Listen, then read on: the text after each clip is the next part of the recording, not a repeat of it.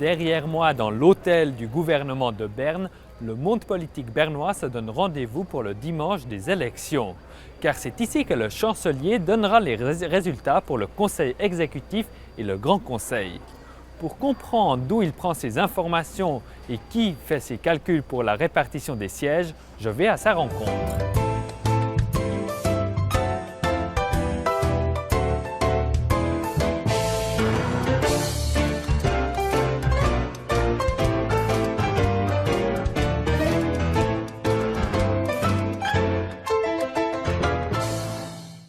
Je suis avec le chancelier de Berne, Christoph Auer. Vous êtes responsable du déroulement de ces élections et puis aussi de donner les résultats de ces élections. Mais qui c'est qui compte tous ces bulletins? Ce sont des milliers de personnes qui comptent les bulletins parce qu'on a dans le canton de Berne, on a 338 communes et dans chaque commune, on a un bureau électoral avec des personnes qui doivent compter ce dimanche. Et si on prend la ville de Berne, il y a même une quantité de, je crois, 400 personnes qui sont impliquées dans ce processus. Alors, ce sont vraiment des milliers de personnes qui nous aident, qui font le comptage. Est-ce que ces personnes, elles comptent manuellement, elles prennent un nom, elles le mettent dans une liste ou est-ce que c'est automatisé avec le numéro des candidats et candidates? Non, c'est vraiment manuellement. Ils doivent prendre chaque bulletin dans les mains parce que les ayants droit peuvent changer les noms sur le bulletin, ils peuvent biffer des noms, ils peuvent cumuler des noms, ils peuvent faire le panachage.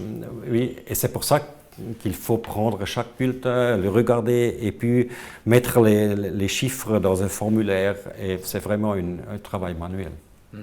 Le temps d'avoir les résultats, ça peut vraiment durer très longtemps. On dit des fois que dans le canton de Berne, ça va plus longtemps qu'à d'autres endroits. Est-ce que c'est vrai?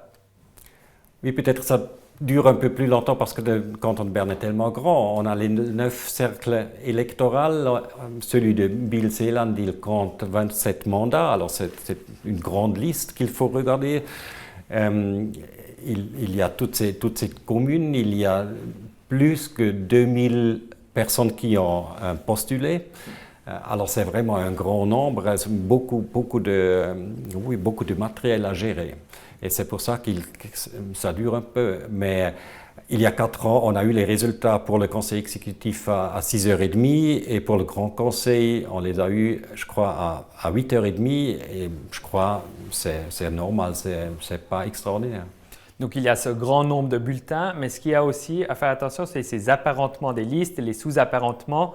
Ça, c'est des calculs compliqués à faire, j'imagine. Oui, c'est vrai, c'est compliqué à faire, mais là, c'est l'informatique qui nous aide. Alors, c'est vraiment la machine qui fait le calcul et qui va nous dire combien de mandats a fait cette liste. Et les préfets vont le plausibiliser, regarder est-ce que ça peut être juste. Nous aussi, au sein de la chancellerie, nous faisons une plausibilité, mais ça, c'est l'informatique, la machine qui nous aide, qui fait ça. Oui. Et durant ces élections, qu'est-ce qui peut mal se passer?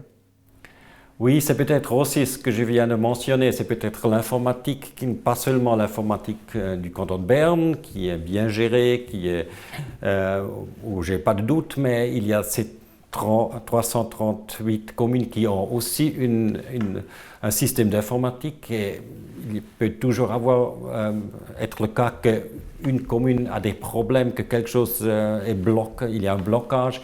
Et s'il y a une situation comme ça, il faut attendre et résoudre le problème. Et ça, parfois, ça dure un peu. Oui. Ça, c'est peut-être le plus grand risque. Oui. Il peut y avoir un problème d'informatique, mais est-ce que ces données peuvent être perdues ou manipulées? Non, là, il n'y a pas de risque parce qu'on n'a pas un vote électronique. On a les bulletins en papier. Et on peut toujours faire un recomptage si on a des craintes qu'il y a quelque chose qu'on n'est pas sûr. Alors on va de nouveau démarrer le comptage, on va regarder est-ce que tout est juste. Et là, on ne perd pas de données parce qu'ils sont vraiment sur le papier, on les a et là, pas de crainte, non. Et le 27 mars, tout le monde vous attend, vous, parce que c'est vous qui donnez le résultat du conseil exécutif. Est-ce que vous êtes le seul à connaître ce résultat avant de le donner au public ou est-ce que d'autres personnes le connaissent déjà avant aussi?